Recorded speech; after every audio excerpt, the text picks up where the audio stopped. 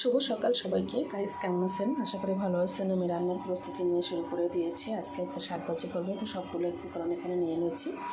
কড়াইটা প্যানে বসাইতেছিলাম, এখন গরম হয়ে আসছে, তেল দিয়ে দেবো। তো আমি বরাবরই হচ্ছে সরিষার তেল খাইতে পছন্দ করি। দিয়ে দিলাম পরিমাণ মতো তেল। এখন হচ্ছে এখানে তেলটা একটু গরম হয়ে আসবে, তো কড়াইটা হিট ছিল, তো এই জন্য হচ্ছে বেশি গরম হয়ে গেছে।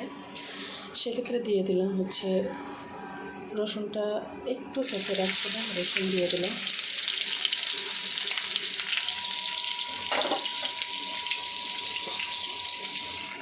নাড়াচাড়া করে নিলাম।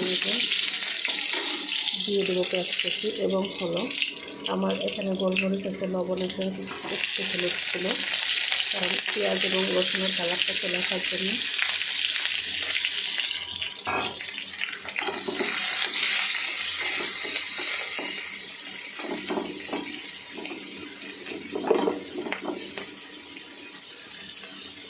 এই শাকটা ভাজি করবো গাইস, আমার খুব পছন্দের শাকটা।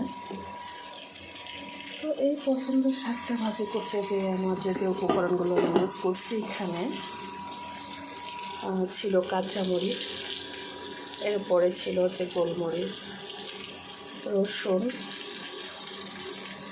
পেঁয়াজ কুচি। এখানে মাছ ছাড়াই আমি এটা রান্না করতেছি, যদি চিংড়ি মাছ হতো মাশাল্লাহ সেই সুন্দর হতো। দেখি কালারটা কেমন। Wow, just wow.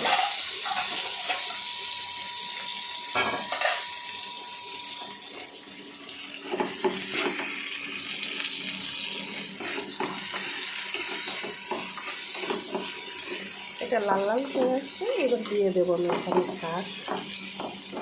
তো শাকের সাথে একটু আলু কুচিও দিয়েছিলাম গাইস, আলু কুচিও দিয়েছিলাম। এই শাকটা একটু পছন্দের শাক। দিয়ে দেবো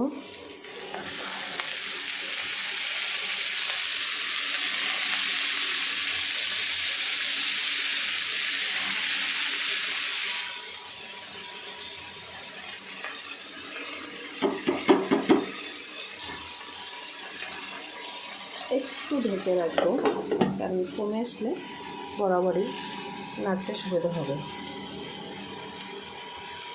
এই শাকটা অনেক টেস্টি, অনেক টেস্টি, আমার কাছে খুব ফেভারিট।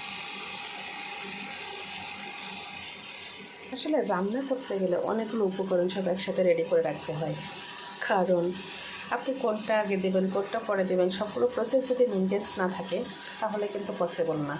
ধন্যবাদ সবাইকে, সবাই ভালো থাকবেন। আল্লাহ।